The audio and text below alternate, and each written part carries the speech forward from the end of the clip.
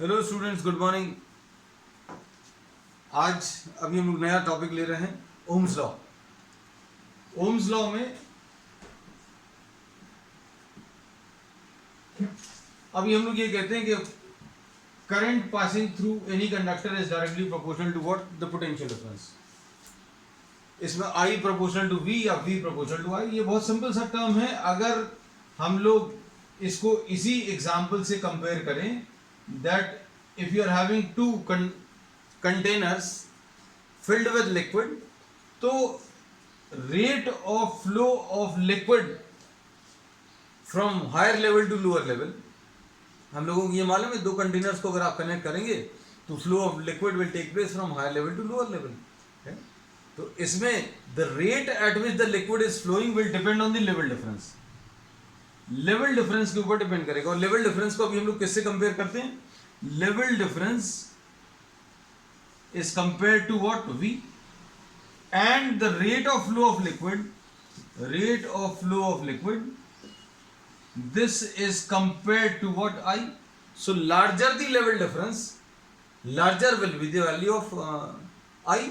मतलब जितना ज्यादा लेवल डिफरेंस होगा उतना ज्यादा रेट पर लिक्विड फ्लो करेगा। तो इसमें V से that V is proportional to I और I is proportional to V, ऐसा भी कह सकते हैं। इसको एक और एग्जांपल से समझ सकते हैं। किसी भी सिटी में वाटर सप्लाई जो है, उसके लिए जो ओवरहेड टैंक्स देते हैं, अभी हम लोग मोस्टली आपने देखा होगा, जो पानी के टैंक्स किसी सिटी में वाटर सप्लाई करते हैं, वो बहुत ऊपर लेवल पर बनाते हैं या किसी पहाड़ पर बनाते हैं या किसी एलिवेटेड पोजीशन पर बनाते हैं। और एलिवेटेड पोजीशन अगर नहीं मिलती है तो अभी आप क्या करते हो, नीचे पिलर्स लगाकर उसको बहुत ऊपर वाली जगह पर रखते हो। तो उसका रीजन क्या है? क्योंकि आपको यहां से पानी का फ्लो कराना है नीचे तक। तो अब हम लोग इसमें ये बोलेंगे, larger the level difference, larger will be the rate at which liquid is flowing. घर में भी अभी हम लोग देखते हैं पानी के टैंक्स जो अभी हम लोग प्रोवाइड करते हैं, those are provided at elevated position. तो level can always be compare to what the potential. So larger the level difference, larger will be the rate at which the liquid is flowing. तो अब इसमें ये Ohm's law का mathematical statement है। Mathematical statement क्या है कि current flowing through any conductor is proportional to the applied potential difference। आप जितना ज्यादा potential difference आप अप्लाई करोगे उतना ज्यादा करंट फ्लो करेगा। मतलब अगर आपने लेवल डिफरेंस या पोटेंशियल डिफरेंस 10V ले लिया तो कुछ करंट आएगा across the ends of the conductor. ये कोई कंडक्टर है, इसमें 10 वोल्ट्स अगर आपने अप्लाई किया तो कुछ करंट आएगा। अगर आप इसकी जगह 20 वोल्ट्स ले लेंगे तो करंट जो है ज्यादा आएगा। और ये सारी चीजें आप एक्सपेरिमेंटली प्रूव भी कर सकते हैं। लॉज जो अभी हम लोग बनाते हैं सारे एक्सपेरिमेंटल वेरिफिकेशन के बाद बनाते हैं। और इनफैक्ट 12th क्लास में आपको ये सिलेबस में भी है ना। तो आप इसमें 12th क्लास में सिलेबस में यही करेंगे कि आप किसी मटेरियल के थ्रू करंट पास कराएंगे, different value of potential difference apply करके करंट कितना आ रहा है वो मेजर करेंगे, और डिफरेंट वैल्यूज ऑफ V के लिए different values of I measure करेंगे। और ये देखेंगे, इनफैक्ट ये वेरीफाई भी करेंगे, ये वेरिफिकेशन सिलेबस में, कि larger the value of potential difference, larger is the current flowing through the conductor, है ना। अब इसमें हम लोग एक कंडीशन जरूर लगाते हैं कि physical state of the conductor does not change. Physical state जो है, मतलब जैसे आप उसकी ना लेंथ चेंज कर रहे हो ना area of cross section change कर रहे हो। जैसे आप इसमें पोटेंशियल डिफरेंस अगर आप अप्लाई कर रहे हैं तो आप जो दूसरा पोटेंशियल डिफरेंस आप अप्लाई करोगे 10 वोल्ट्स की जगह 20 वोल्ट्स, वो उसी कंडक्टर में अप्लाई करोगे। 30 वोल्ट्स आप अप्लाई करोगे उसी में, है ना। तो फिजिकल स्टेट अगर आप उसकी चेंज नहीं कर रहे हो, टेम्परेचर चेंज नहीं कर रहे हो, या फिर उसको खींच नहीं रहे हो, कुछ और फिजिकल कंडीशंस अगर आप चेंज नहीं कर रहे हो, then V will be proportional to I। ठीक है। तो अब इसमें आप चाहो तो स्टेटमेंट लिख सकते हो कि current flowing through any conductor is directly proportional to the applied potential difference, provided that the physical state of the conductor remains same। ठीक है। current flowing through any conductor is directly proportional to the applied potential difference, provided that the physical state में भी आप bracket में लिख सकते हैं क्या चीज, कि temperature, area of cross section, strain conditions, physical state, इसमें एटसेट्रा वगैरह लगाकर दीज रिमेन कांस्टेंट, है।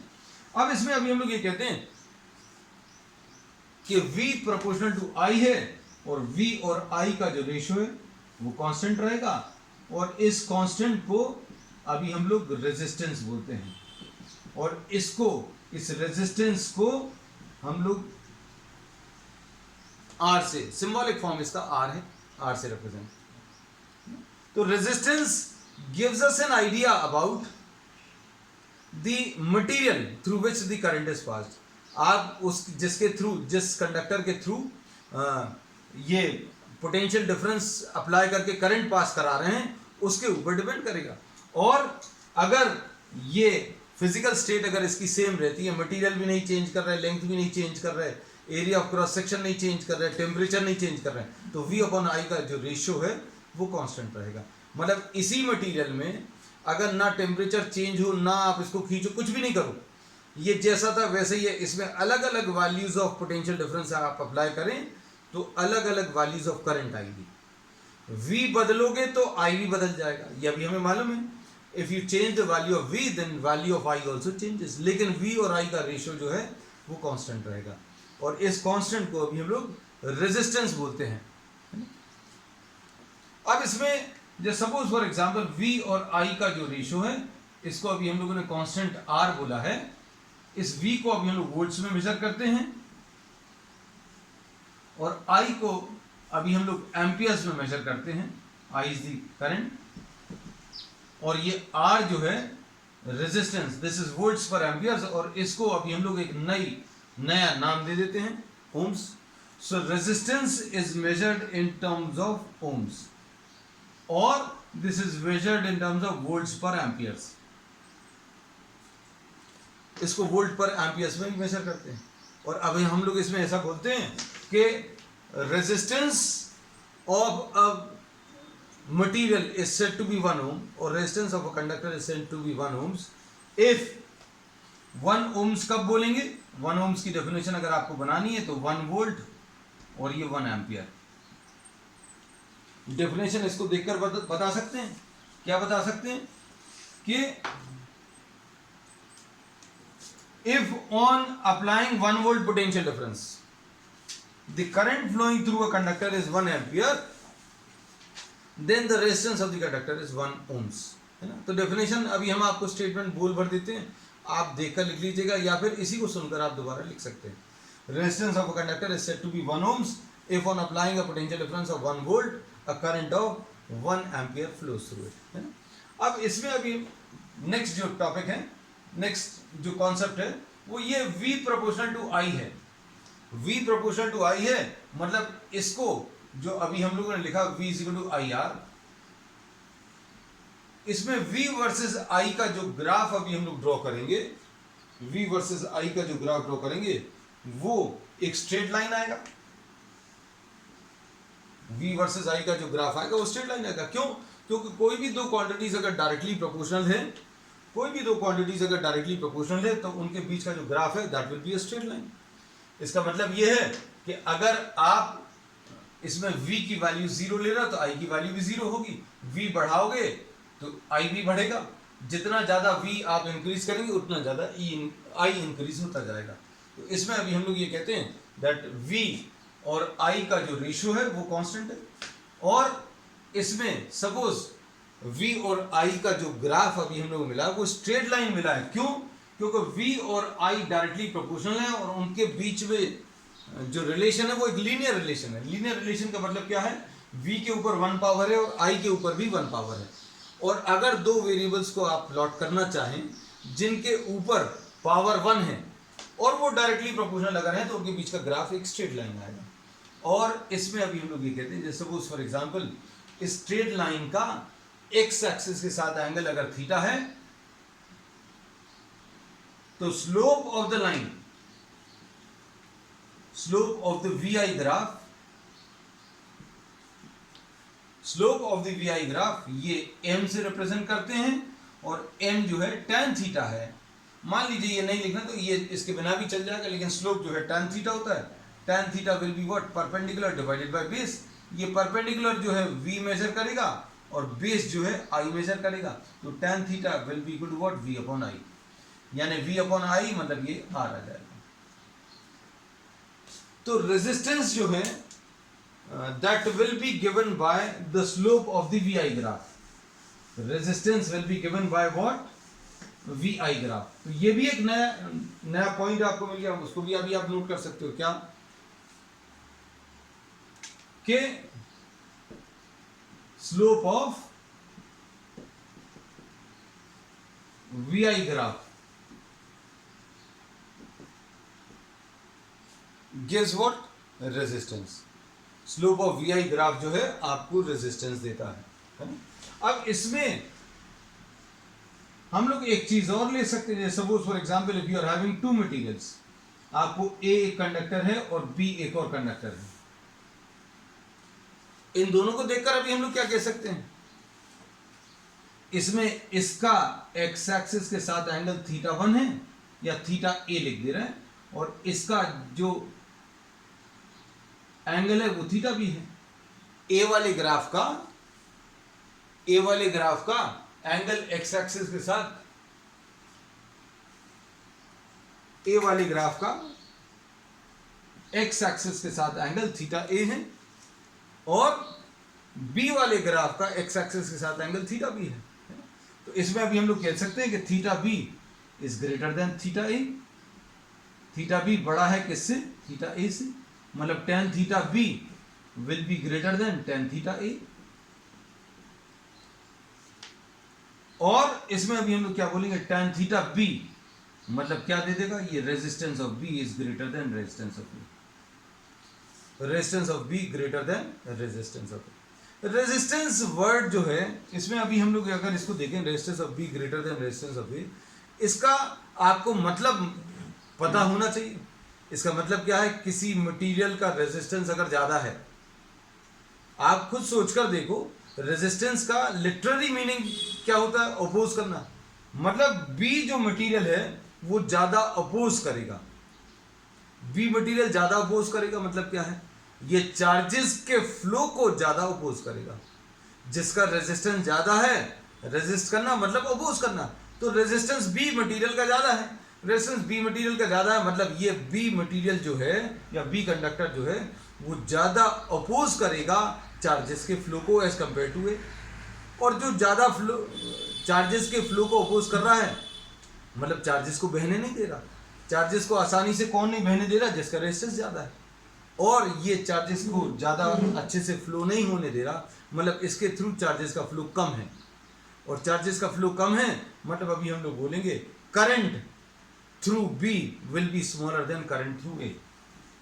हमने सिंपल लॉजिक के बेसिस पर ये स्टेटमेंट लिख दिया कि भाई रेजिस्टेंस B का ज्यादा होगा। रेजिस्टेंस B का ज्यादा होगा मतलब ये ज्यादा अपोज करेगा चार्जेस के फ्लो को। चार्जेस के फ्लो को अपोज करेगा मतलब दो रास्ते हैं, एक रास्ता एकदम स्मूथ है जैसी अभी हम लोग की सड़क रहती है, और दूसरा कच्चा रास्ता है, और उसमें चीज़ों को अगर अभी हम लोग चलाएं, बॉल्स को चलाएं या हम खुद चलें, तो जहां पर रेजिस्टेंस ज़्यादा होगा वहां पर फ्लो थोड़ा सा मुश्किल होगा। लोगों को अगर इन दोनों रास्तों पर चलकर कहीं पर पहुंचने को बोला जाए तो जो अच्छा वाला रास्ता है उसमें लोग जल्दी आसानी से चल पाएंगे और जल्दी पहुंच जाएंगे। लेकिन जो खराब वाला रास्ता है, कच्चा रास्ता है, गीला रास्ता है, मिट्टी वाला रास्ता है, उसमें रेजिस्टेंस ज़्यादा होगा, और रेजिस्टेंस अगर ज़्यादा होगा तो लोग आसानी से मूव नहीं कर पाएंगे, ऑब्जेक्ट्स भी आसानी से मूव नहीं कर पाएंगे, और मुश्किल से मूव करेंगे मतलब वहाँ पर फ्लो कम होगा। तो अब हम लोगों ने इसमें बोल दिया कि रेजिस्टेंस B का ज़्यादा है। रेजिस्टेंस B का ज़्यादा है मतलब वहाँ पर चार्जेस का फ्लो कम होगा। और इसको ऐसा भी बता सकते हैं, कैसे? I is equal to what V divided by R। जिसका रेजिस्टेंस ज़्यादा होगा, रेजिस्टेंस ज़्यादा है, तो अब हम लोग क्या बोलेंगे, current through this will be smaller. Current through A will be smaller than current through B। और करंट किसका कम है? करंट किसका कम है? Sorry, RB is greater than RA, therefore IB will be smaller than IA। हमें देखते ही साथ समझ आया कुछ गड़बड़ लिख दिया। IB is smaller than IA। जिसका रेजिस्टेंस ज्यादा होगा वहां पर करंट की वैल्यू कम होने वाली है ना। तो आप इसको याद रखना, रेजिस्टेंस जो है उसका भी फील आना चाहिए आपको। रेजिस्टेंस अगर आप किसी चीज का कैलकुलेट कर रहे हैं तो अभी आप ये निकालने की कोशिश कर रहे हो कि उसके अंदर से चार्जेस आसानी से फ्लो कर रहे हैं कि मुश्किल से फ्लो कर रहे हैं। अगर चार्जेस आसानी से फ्लो कर रहे हैं मतलब उसका रेजिस्टेंस कम है, मतलब वो कम अपोज कर रहा है। और चार्जेस अगर मुश्किल से फ्लो कर रहे हैं, मतलब कोई मटेरियल है वो अपने अंदर से चार्जेस को चलने ही नहीं दे रहा। अगर चार्जेस को चलने नहीं दे रहा मतलब करंट ही नहीं आ रहा, करंट नहीं आ रहा मतलब उसका रेजिस्टेंस, मतलब उसका ऑपोजिशन जो है बहुत ज़्यादा है। ठीक है, चलो अब नेक्स्ट इसके बाद हम लोग आ जाते हैं इसके डेरिवेशन पे, derivation of the Ohm's law, next topic.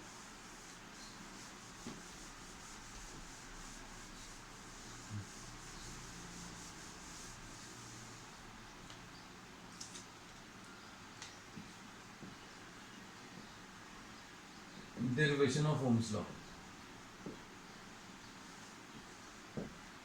इसमें कुछ रिलेशन जो है अभी हम लोग पिछले टॉपिक्स के, कुछ रिलेशंस पिछले टॉपिक्स के अभी हम लोग यूज करने वाले हैं।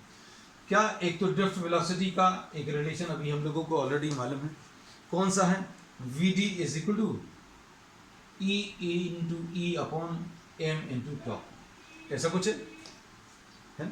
ये भी याद रखने की जरूरत नहीं है, मन में आप थोड़ा सा सोच लोगे तो सारी चीजें कैलकुलेट कर सकते हो। कैसे, हम लोगों ने बोला कि v is equal to what, u plus a t होता है ना?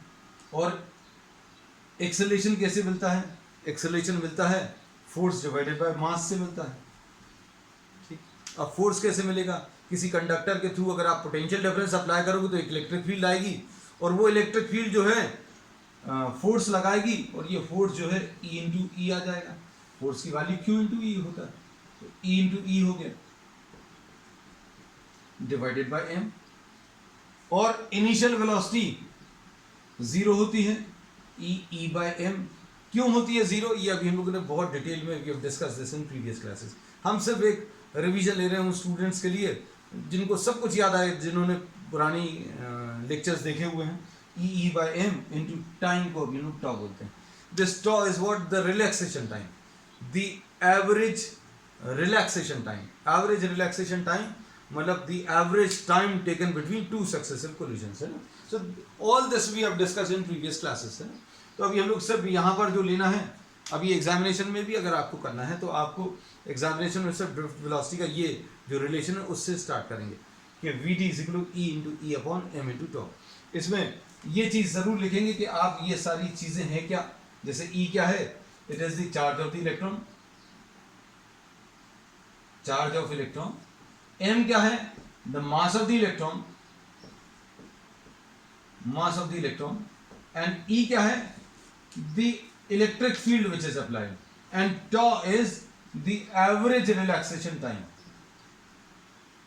और इसकी डेफिनेशन लिखने की जरूरत नहीं, ये अभी हम लोग पहले कर चुके हैं। Average relaxation time is what, the time taken, the average time taken between two successive collisions electrons. अब ये रेजिस्टेंस का भी ओरिजिन आपको मालूम होना चाहिए, है ना, कि किसी कंडक्टर में अगर आप चार्जेस को फ्लो कराने की कोशिश कर रहे हैं तो भाई वो अपोज क्यों कर रहा है, तो अपोज इसलिए कर रहा है क्योंकि उसका स्ट्रक्चर कुछ ऐसा है, कुछ उसके एटम्स और आयंस कुछ ऐसे अरेंज हैं कि उसके थ्रू इलेक्ट्रॉन जो है आसानी से फ्लो नहीं कर सकते। कुछ में आसानी से फ्लो कर सकते हैं, कुछ में थोड़ा मुश्किल से।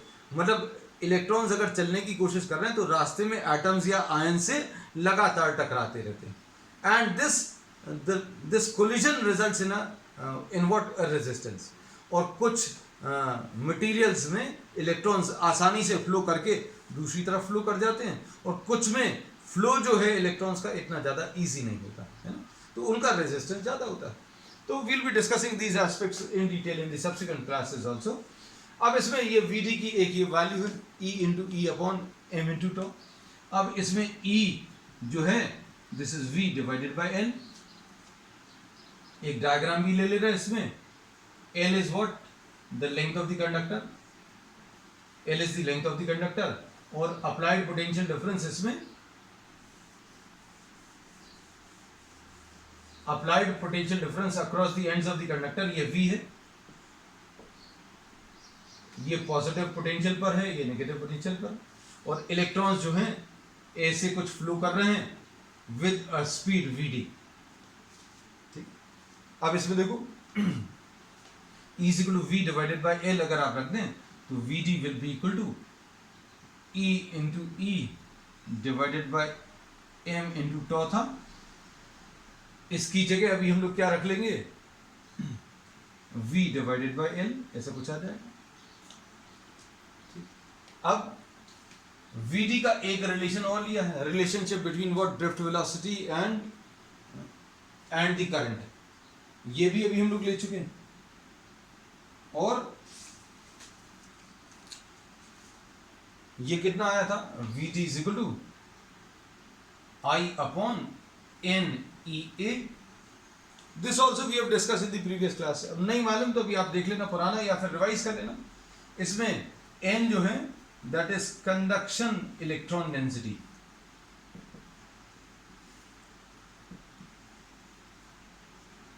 ये कंडक्शन इलेक्ट्रॉन डेंसिटी है, और E चार्ज ऑफ इलेक्ट्रॉन है, A is what the area of cross section, A यहां पर एरिया ऑफ क्रॉस सेक्शन है। अगर आप इस वायर की बात कर रहे हैं, इसके थ्रू अगर करंट पास कर रहा है तो ये एरिया A है, ये इसकी लेंथ है। अब इसमें देखो A is the area of cross section।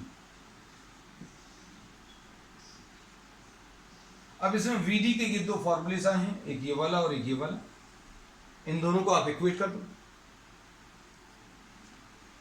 तो क्या आ जाएगा, EV, ये थोड़ा सा बड़ा बनाना बेटा, कंफ्यूजन नहीं हो, M इंटू L इंटू टॉ, इस V को भी बड़ा कर दे रहे हैं, और V लिख लेना, this is the potential difference, और I upon N into E into A, ऐसा कुछ आएगा।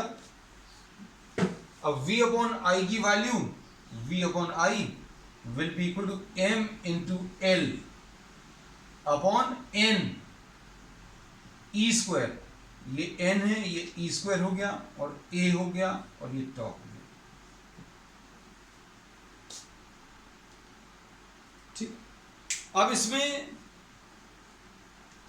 V अपॉन I का जो रेशियो है वो किस किस चीज के ऊपर डिपेंड कर रहा है, देखो ये लिख ले रहे हैं अभी हम लोग यहां पर, V और I का जो ratio V upon I is equal to M into L upon N E square A into tau. V और I का जो रेशियो है देखो M के ऊपर डिपेंड कर रहा है, ऐसा तो नहीं बोल सकते, क्योंकि M जो है ये कांस्टेंट ही है, M is mass of electron, ये इसके ऊपर डिपेंड कर रहा है। हम कब बोल सकते थे, जब इसको आप चेंज कर सकते हो।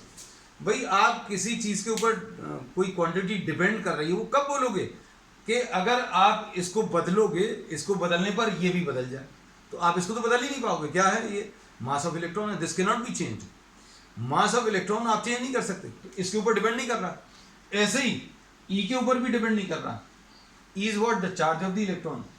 तो अब हम लोग इसमें क्या कोई बोलेगा कि भाई चार्ज ऑफ इलेक्ट्रॉन के ऊपर डिपेंड कर रहा है, नहीं, चार्ज ऑफ इलेक्ट्रॉन के ऊपर भी नहीं डिपेंड कर रहा। तो V अपॉन I जो है that is depending on L, ऐसा कह सकते हैं। और किसके ऊपर डिपेंड कर रहा है, N के ऊपर,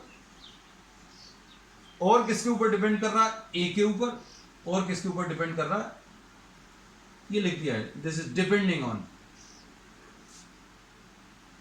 ठीक है, अब मान लीजिए आपने ये कंडक्टर फिक्स कर दिया कि भाई हम इसी में करंट पास करने वाले हैं। आज का जो एक्सपेरिमेंट अभी हम करने वाले हैं उसमें V को चेंज करेंगे तो I भी चेंज होगा, ये निश्चित है। ये स्टार्टिंग से अभी हम लोग बोलते आ रहे हैं, if you are changing the value of V, the applied potential difference across the ends of the conductor, अगर आप वो चेंज करें तो I भी चेंज होगा, है ना। लेकिन कंडक्टर यही ले रहे हैं, तो अब हम लोग क्या बोलेंगे, L को भी हटा दे रहे हैं और A को भी हटा दे रहे हैं। तो अब किसके ऊपर डिपेंड कर रहा है बेटा, कुछ छूटा तो नहीं है। ठीक, अब इसमें अभी हम लोग क्या बोलेंगे, L और A हटा दिया तो क्या आएगा, अब ये किसके ऊपर डिपेंड कर रहा है, V और I, this is depending on N and tau, N और टॉ के ऊपर डिपेंड कर रहा है। N क्या है, द कंडक्शन इलेक्ट्रॉन डेंसिटी, मतलब फ्री इलेक्ट्रॉन डेंसिटी। अब हमने ये बोला कि कंडक्शन इलेक्ट्रॉन डेंसिटी यानी फ्री इलेक्ट्रॉन डेंसिटी वो मटेरियल के ऊपर डिपेंड करता, वो अभी हमने फिक्स कर दिया। किस चीज को फिक्स कर दिया कि भैया ये मटेरियल है, इसी में अभी हम अलग अलग पोटेंशियल डिफरेंस अप्लाई कर रहे हैं और इसी के साथ एक्सपेरिमेंट करके V चेंज करके अलग अलग वैल्यू ऑफ I ले रहे हैं। तो N depends on what, N depends on the material. N किसके ऊपर डिपेंड कर रहा है, मटेरियल, और इसको अभी हम लोगों ने फिक्स कर दिया भाई यही वाला मटेरियल है ना। अब इसके ऊपर भी डिपेंड नहीं कर रहा। तो ये दो चीजों का, तुम लोग बोलते जाओगे कि V अपॉन आई इतने सारे फैक्टर्स के ऊपर डिपेंड कर रहा था, धीरे धीरे करके सब काटते जा रहे हैं। क्यों काटते जा रहे हैं वो भी हम आगे डिस्कस करेंगे। अब इसमें फिर अगला है टॉ, रिलैक्सेशन टाइम। रिलैक्सेशन टाइम भी कहीं ना कहीं मटेरियल के ऊपर डिपेंड करता है। भाई इसके अंदर एटम्स और आयंस कैसे अरेंज हैं, भाई पास पास में हैं, दूर दूर हैं, मतलब अगर बहुत पास पास में हैं तो उसके अंदर से इलेक्ट्रॉन्स को निकलना मुश्किल होगा, और वो जगह जगह टकराएंगे, उनका रिलैक्सेशन टाइम कम आएगा, है ना। लेकिन आपने ये मटेरियल फिक्स कर दिया तो क्या चीज, वो भी फिक्स हो गई। टॉ इसके ऊपर भी डिपेंड करता है, किसके ऊपर, टेम्परेचर के ऊपर भी डिपेंड करता है। टेम्परेचर अगर आप चेंज करते हो तो रिलैक्सेशन टाइम भी चेंज होता है। कैसे चेंज हो जाता है आप सोच कर देखो। अगर टेम्परेचर ज्यादा होगा तो इनका जो रैंडम थर्मल मोशन है वो फास्ट हो जाएगा, और कोई चीजें अगर, बहुत सारी चीजें अगर चल रही थी, टकरा रही थी, अब ये फास्ट चलने लग गई रैंडम डायरेक्शन में, तो इनका कोलिजन भी जल्दी जल्दी होगा। कोलिजन जल्दी होगा मतलब टॉ चेंज हो जाएगा। तो टेम्परेचर भी कांस्टेंट रख दिया, टेम्परेचर कांस्टेंट कर दिया और मटेरियल कांस्टेंट कर दिया, तो टॉ भी कांस्टेंट है। तो V अपॉन आई क्या आ गया, V अपॉन आई किसी चीज के ऊपर डिपेंड ही नहीं कर रहा। और यही तो प्रूफ है ओम्स लॉ का कि भाई V और I का जो रेशो है, V और I का जो रेशो है वो कांस्टेंट रहता है। तो ये लो वही कांस्टेंट आ गया, R कांस्टेंट। अब इसमें क्या क्या चीज कांस्टेंट कर ली, L कांस्टेंट कर लिया, A कांस्टेंट कर लिया, फिजिकल स्टेट। अभी हम लोगों ने यही बोला था, if the physical conditions of the conductor does not change. Physical state मतलब ना उसकी लेंथ, ना एरिया, ना टेम्परेचर, ना मटेरियल। अगर आपने ना मटेरियल चेंज किया, ना उसका टेम्परेचर चेंज किया, ना लेंथ, ना एरिया, कुछ नहीं अगर चेंज कर रहे, तो V और I का रेशियो इतनी सारी चीजों के ऊपर डिपेंड कर रहा था, हमें ऐसा लग रहा था। लेकिन इफ द फिजिकल स्टेट, अब हम लोग इसमें लिखने की स्थिति में है क्या कि if the physical state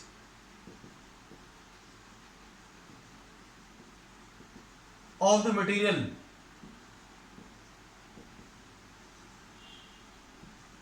of the conductor remains constant,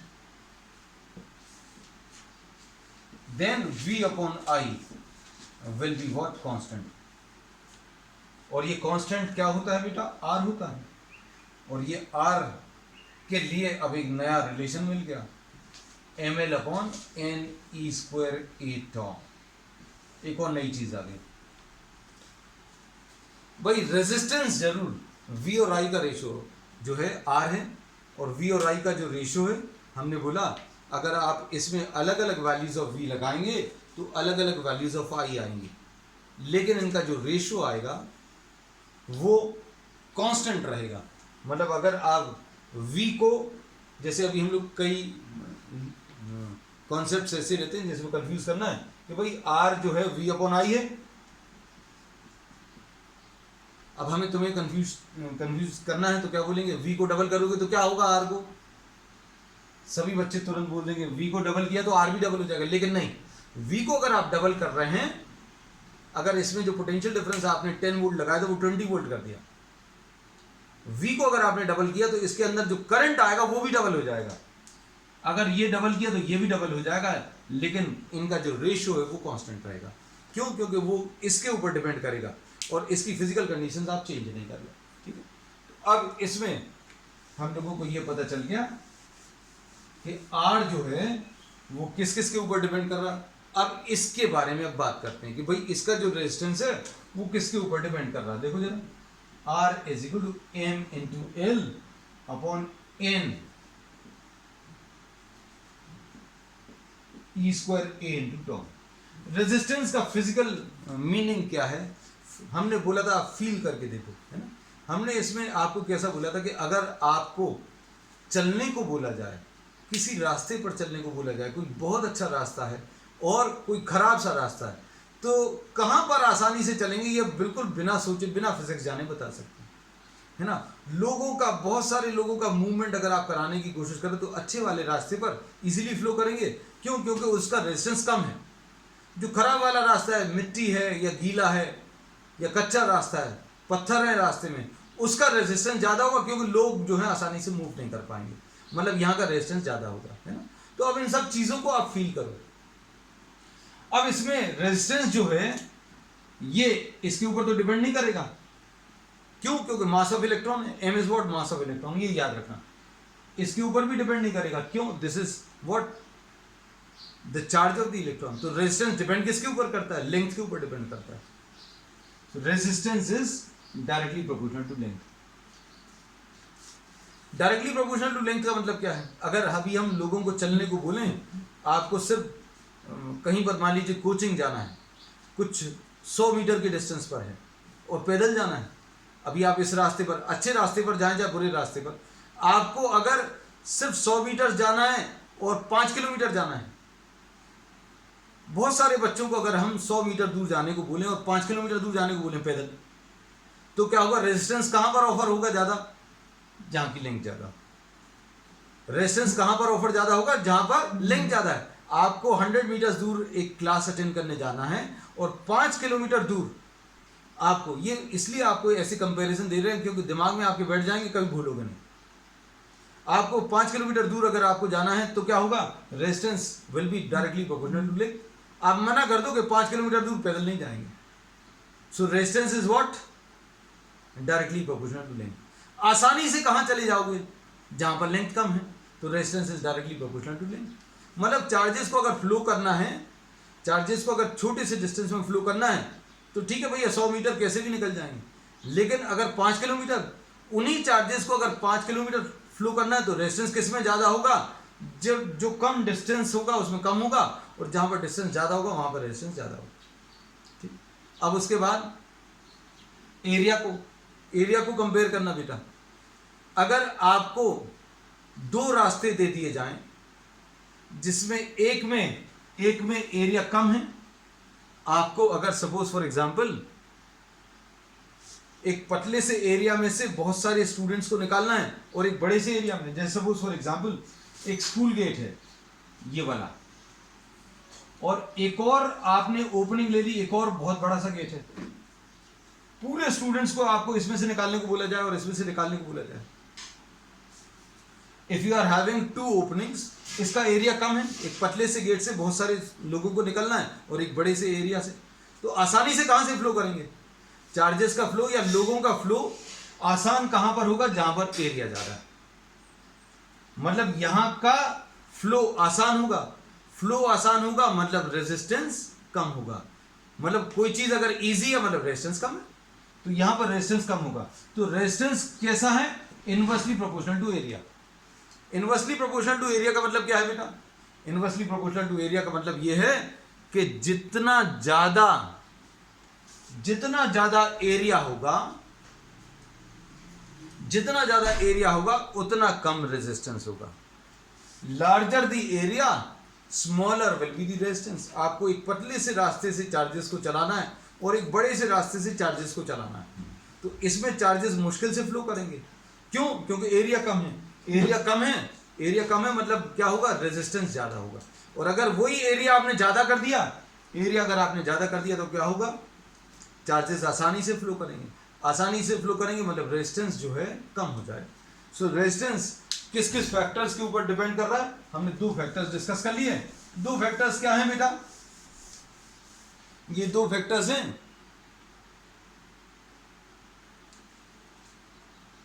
resistance directly proportional to length and resistance inversely proportional to area. तो हमने आपको इसमें 2 एग्जांपल्स दिए, तो वो 2 एग्जांपल्स अगर आप दिमाग में रखेंगे तो आप ये भूलेंगे नहीं कि आपको कम डिस्टेंस भाई लेंथ के डायरेक्टली प्रोपोर्शनल है कि इनवर्सली प्रोपोर्शनल है। तो रेजिस्टेंस मतलब आपका अपोज करना, कम डिस्टेंस जाने को अपोज करना और ज़्यादा डिस्टेंस जाने को अपोज करेगा। और ज़्यादा डिस्टेंस में अभी हम लोग बोलेंगे रेजिस्टेंस ज़्यादा रहेगा। आप लेंथ अगर ज़्यादा होगी तो रेजिस्टेंस ज़्यादा होगा। और आपने देखा भी होगा जो भी रेजिस्टेंस बेस्ड इंस्ट्रूमेंट्स होते हैं उनमें लेंथ ज़्यादा रहती है। जैसे हीटर कॉइल अगर आप देखो, रूम हीटर्स देखे होंगे, उनमें जो वायर रहती है वो उसकी लेंथ बहुत ज़्यादा रहती है और बहुत ज़्यादा लेंथ को कम जगह में अकोमोडेट करने के लिए क्या कर देते, फिर उसकी कॉइल बना देते। खुला तो छोड़ नहीं सकते भाई, बहुत बड़ी वायर है, अगर आप उसको खोल लोगे तो आपकी रूम की जो लेंथ है उससे भी बड़ी आ जाएगी। तो लेंथ ज़्यादा है, लेंथ ज़्यादा है इसलिए रेजिस्टेंस ज़्यादा है, और रेजिस्टेंस ज़्यादा रखते हैं अभी हम लोग हीट बेस्ड इंस्ट्रूमेंट्स के लिए, मतलब जहाँ पर हीट चाहिए वहाँ पर रेजिस्टेंस ज़्यादा है ना। आपको इसको और इस एस्पेक्ट को थोड़ा सा और डिटेल में अभी हम लोग आगे के लेक्चर्स में डिस्कस करेंगे। So resistance directly proportional to L and resistance inversely proportional to area. और रेजिस्टेंस एक फैक्टर ये हो गया, किसके ऊपर डिपेंड कर रहा है, resistance is depending on length, resistance is depending on area. Resistance जो है मटेरियल के ऊपर भी डिपेंड करता है, रेजिस्टेंस डिपेंड्स ऑन मटेरियल के ऊपर। कैसे डिपेंड करता है भाई, अगर कोई अच्छा कंडक्टर है और एक इंसुलेटर है, दोनों में डिफरेंस क्या होगा, कंडक्टर में there will be large number of free electrons, conductor में there will be what, large number of free electron, बहुत सारे फ्री इलेक्ट्रॉन्स होंगे, और इंसुलेटर में बिल्कुल नहीं होंगे। तो इस फैक्टर में अगर आप देखो R is inversely proportional to N। अगर कंडक्टर है तो N बहुत ज्यादा होगा, से 10 टू द पावर ऑफ 28 ऐसा कुछ, 10 टू द पावर ऑफ 20, 25 ऐसा कुछ, 10 टू द पावर ऑफ 28 अगर है, तो अगर N की वैल्यू बहुत ज़्यादा अगर है, ये वैल्यूज हो सकता है कुछ इधर उधर हूँ, आप वैल्यूज देख लेना, अभी हमने सिर्फ एग्जांपल के लिए वैल्यूज बोली हैं, I am not specifying the value of N for any particular material, है ना। तो अभी हम लोग बोलते हैं कि N की वैल्यू अगर बहुत ज़्यादा है किसी मटेरियल में, तो रेजिस्टेंस की वैल्यू कम होगी। तो अच्छे कंडक्टर्स में हम लोग क्या बोलेंगे, कंडक्टर्स में N वेरी लार्ज, इसलिए R will be very small, ठीक। और इंसुलेटर्स के लिए बेटा कैसा है, N is very very very small, इसलिए R is very very very large. Resistance बहुत ज्यादा अगर होगा, अगर कोई मटेरियल का रेजिस्टेंस बहुत ज्यादा है, मतलब वो चार्जेस को चलने नहीं देगा अपने को, और इसमें मालूम है अगर अभी हम करंट पास कराने की कोशिश करेंगे तो प्लास्टिक के थ्रू करंट जो है पास नहीं होता, ठीक है। फिर चौथा फैक्टर अभी हम लोग बोलते हैं रिलैक्सेशन टाइम, और ये जो है हम लोग कहते हैं मटेरियल और टेम्परेचर के ऊपर डिपेंड करता है। रेजिस्टेंस जो है टेम्परेचर के ऊपर कैसे डिपेंड करता है, ये अभी हम लोग आगे की क्लासेस में लेंगे। So we say that the factors which affect the resistance of a material are proportional to L, are inversely proportional to A. It depends on the material. It also depends on what the relaxation time. Relaxation time किसके ऊपर, temperature के ऊपर depend करता है, ठीक है। और इन सभी को अगर अभी हम लोग देखें तो इस रिलेशन में सारे कुछ मिल जाएंगे। क्या R प्रोपोर्शनल टू L है, R inversely proportional to A है, and sorry R inversely proportional to A and R inversely proportional to N and R inversely proportional to tau, all the factors, ठीक है। चलिए आज के लिए इतना ही, we will be continuing with the same topic on the next time. That's all for today.